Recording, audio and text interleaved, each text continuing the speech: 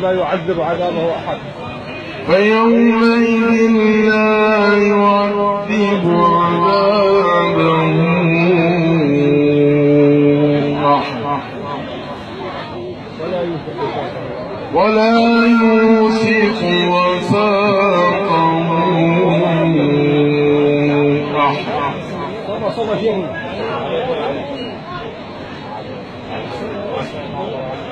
صلى شيخنا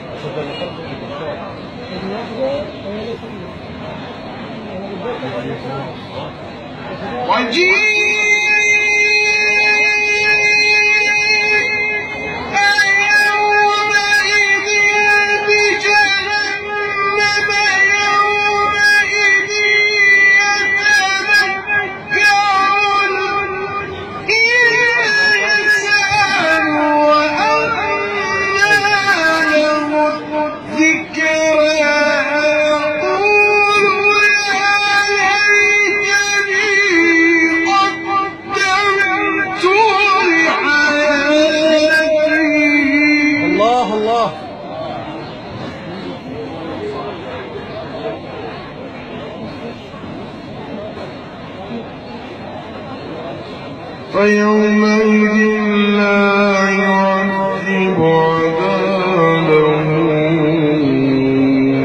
أحد ولا يوثق وثاقه أحد. ذلك النفس المطمئنة.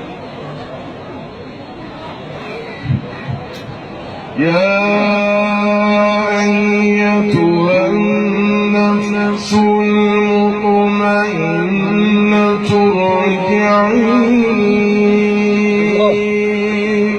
إلى ربك راضية مرضية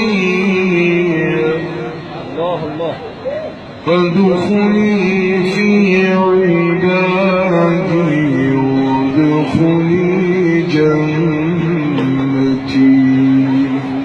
الله أكبر.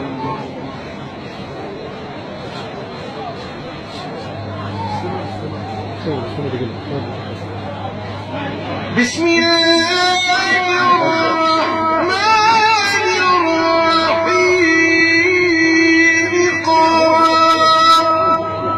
الله الله الله. اقرأ باسم ربك الذي خلق. خلق الإنسان من علق. الله الله. خلق الإنسان من علق.